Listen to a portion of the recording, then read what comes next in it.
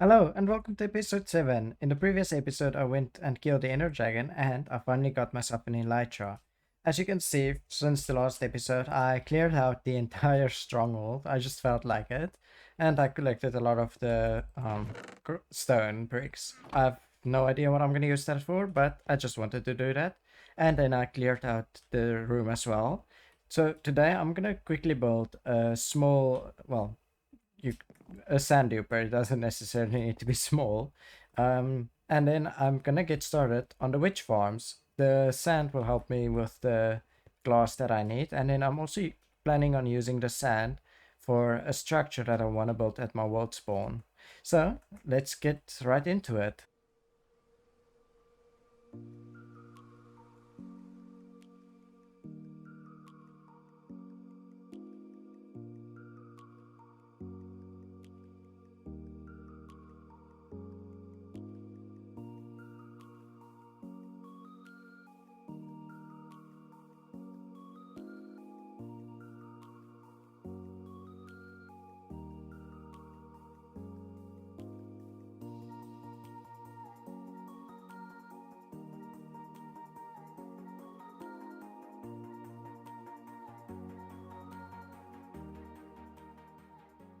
Yeah, and there you have the sand duper. It's a very simple design. It's by Ray's work. It's been like this for a few years now.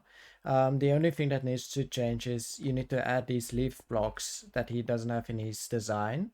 Otherwise, the sand just falls and breaks. Or yeah, just falls down. But apart from that, it stays exactly the same. And then, as you saw in the time lapse, to break the end portal frames, you can just have a podzol placed down, which you can get by either doing a 2x2 spruce, or you can bring it over with silk touch if you have silk touch by now, which you should have, hopefully. And then you just grow a red mushroom on the bottle and it should break the end frame.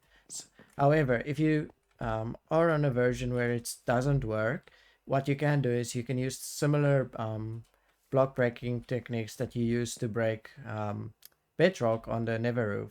So you would need some TNT and obsidian to be able to do that, but the concept will the the same way you break the bedrock should work for this as well. It's just gonna take a bit longer. And then what you want to do is you just flick the lever and it will start producing sand and sending it into the end. You'll just need to create a collection system there with some hoppers. What is important is if you stop it, the sand needs to be on these slime blocks. If it's on the leaves, you need to move it back over to the slime or it's gonna break. Let me see if I can get that to show you. Okay. See if that's what happens if you have it on the leaves. Okay, I just quickly want to show you the collection system. It's very straightforward. All you need to do is have a little corner to catch it in. So raise a few blocks in the centers and then let the sand drop onto slabs and that way the sand will instantly break. And then beneath the slabs you have hoppers to collect the sand and it runs into chests. What is important to know, what is extremely important is anything on this obsidian platform for about 3 blocks high will instantly despawn once something goes through the end portal. So make sure you store nothing important or anything of value in this area or you will lose it. And then also, unless you have a chunk loader, you won't be able to come to the end to collect the sand or anything. You would have to stay in the overworld and turn the machines off. Otherwise, they will stop working. But you can easily fix that with any form of chunk loader in the area. Okay, now that I'm finally done with the sand duper, I'm gonna gather a lot of sand so I can start smelting it because I need a few, like 1,000 for my witch hut farm that I'm gonna build. And then I also need a lot of sand for another build that I'm gonna use to cover up a iron farm design that I'm gonna build. So I'm gonna be AFKing for a bit, getting enough sand for both of those things. And then I'm also gonna have to gather up a lot of wood so that I can start smelting the sand into smooth sandstone and glass. So I'm gonna get started on that. And then you might notice I also got a new skin, which I really like. I decided I wanted an upgrade and it works better with my cherry blossom cape. And yeah, so I'm really happy with this new design and there's a few flowers in here as well. So I'm gonna get started on farm grinding the resources, and then I'm gonna head straight into the witch art farm. So I hope you enjoy it.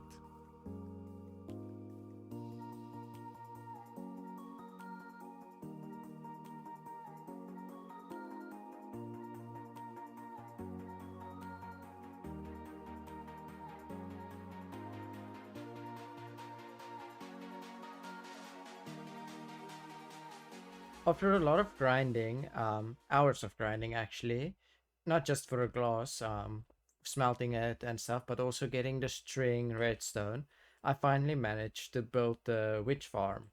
But because of the amount of grinding that was needed, I'm only gonna do one of the four for now. That should be more than enough redstone.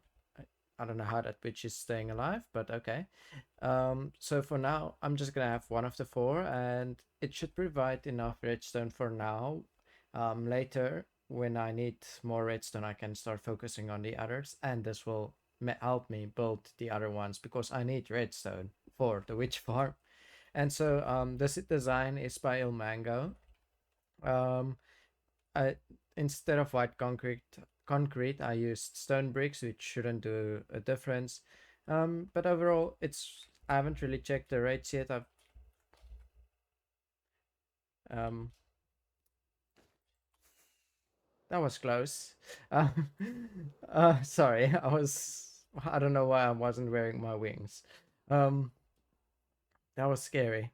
So as you can, okay, some of these things were from building, but the rates are quite good. I mean, already got more redstone that I put into this thing, into the bolt. So I highly recommend getting a redstone farm in your Skyblock world. It's gonna provide a lot more redstone than you can get from villager trading. Okay, I just quickly want to show you after about 30 minutes of AFKing, this is the amount of redstone dust I got. So witch farms are really important. It's gonna elevate your redstone production an insane amount. And if you have a quad farm like I do, then you're gonna be set for redstone after just a few minutes of AFK for the rest of your playthrough probably.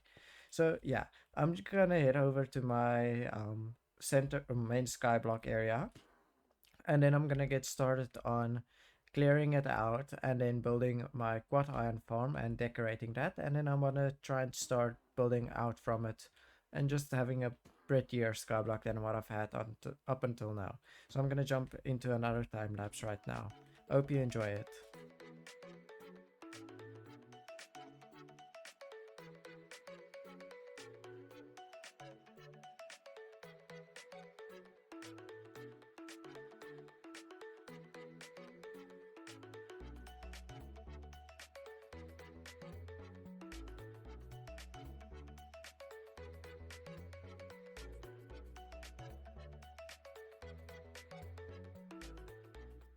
Yeah, I finally managed to finish this. I'm really happy with how it turned out.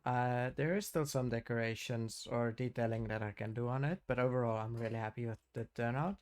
It is a bit tall, as you can see. The original design didn't go this low, but I decided to do it a bit taller, and then later I might lift up this platform up a bit. And then also the circular platform you see around here, I did that on stream. I still have one section left around here, but it takes quite a while to collect all the dirt to do this, one of these quarters. Um, then also, as you can see, I've got a small enchanting setup here. I don't since I've got trade rebalance enabled for the villagers, I can't just get librarians and get all the best enchantments. So I've been getting XP from trading because I destroyed my mob farm, and then just enchanting my tool, especially my tools. Here for Silk Touch mostly, and then I also had some mending books that I got from Charles Chambers that I got on the stream.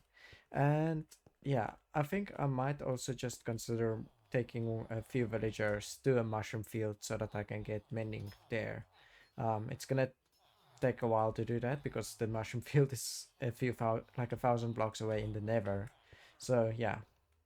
Um, then I still have 10 minutes left in this video, or time left. Yeah, but I don't know what to do yet, so I'll think about it for a bit. Maybe I'll quickly just move the villagers over there because I want to fill up this 10 minutes that I have left, and I've already completed so much. Just noticed there's a missing block. I'll quickly fix that. Yeah, I'm just quickly busy moving or building a railway all the way to the mushroom fields. And luckily, I've got a very productive iron farm right now because, as you can see, I've got a lot of rails. I've no idea how many I will need to get all the way to the mushroom fields. I can't remember exactly how far it is, but hopefully this will cover it. Also a bit concerned with the amount of slabs I have, but that I can easily just farm up more for what I need because unfortunately I need to do a top like a full block to place a slab rail on. I can't do it over here. So now I need to go back all the way and cover the slabs. I finished the railway to the mushroom fields, and to get my villagers over there, I'm gonna make use of the minecart with a furnace because that way I don't have to worry about power trails and stuff. All I have to do is get them through the portal, and luckily with the newest update, this is instant. So let me quickly hit through, and then I'll use the furnace with to push them. Okay, that was a bit of lag, and then all you have to do is put it behind them and power it, and there it goes. It can actually push quite a lot of mine carts. I'm not exactly sure what the limit is. It's not the fastest, but it does push them quite far. So now I'm just gonna run with them. I should have actually brought myself an extra mine cart to tag along. But I'll see you on the other side. Okay, that only took a little bit, and I got all the both the villagers here.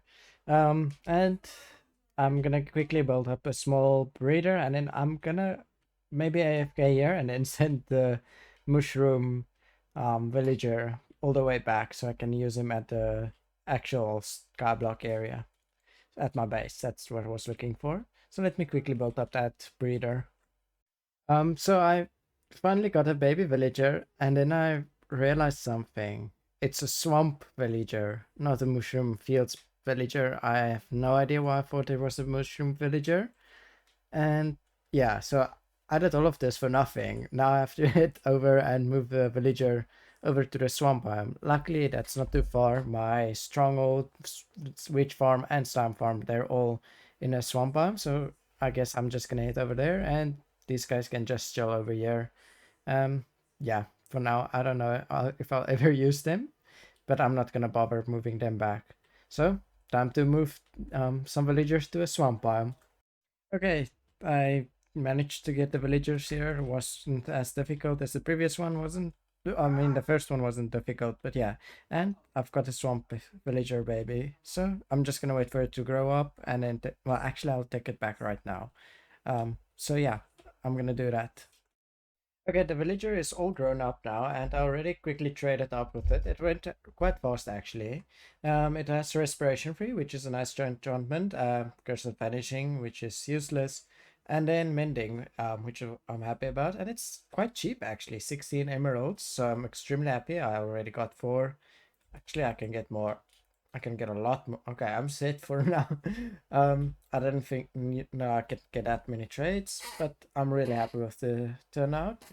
It was definitely worth it. Now I can get in mending on all my tools easily. I do need to get some diamond pants. I can actually buy them right through here. I need 3 diamonds for that. So yeah.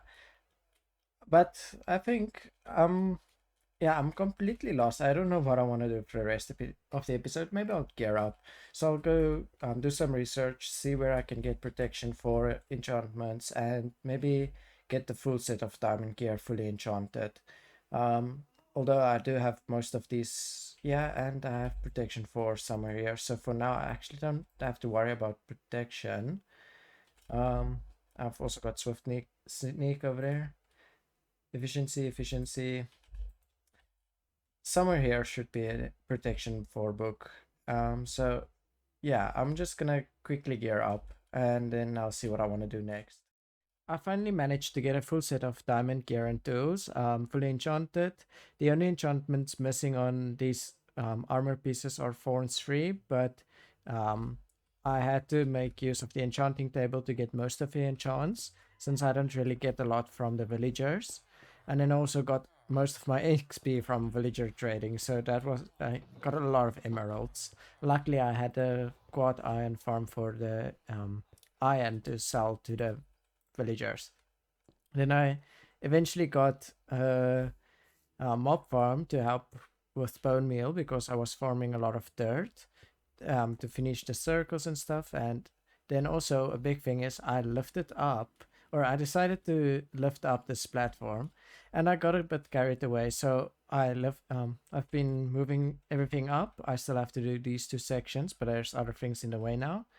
And then also I farmed a lot of dirt for these mud slabs, mud brick slabs. I got a bit carried away. I was just watching some anime and just, yeah. But I'm really liking how it turns out. For future plans, I'm thinking of like doing buildings on the edge here. That's my idea. And then this area is a bit higher as well. So it's like a monument. But that is also a bit, as you can see, this area is higher than this, and then this is also higher. So yeah, but I've really been enjoying just grinding out these things and getting the area looking nicer. Um, for now, I think I might actually just drop down all these villagers into this section down here temporarily because it's a huge area, and that will open up this entire section for me. But also, I do need a lot of wheat, which you can see I've been farming up. But it is going slowly, so I don't know what I'm gonna do for more wheat.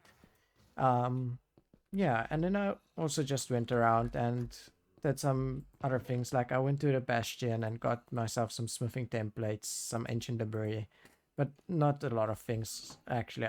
Need a lot more neverite ingots to upgrade just one piece. Sorry, to upgrade one more piece. But yeah, I'm gonna move these things down here, but I think this is where I'm gonna end the episode. I hope you enjoyed it. It might be a bit shorter than usual, but that's fine. And then please leave a like and subscribe, and I'll see you in the next episode.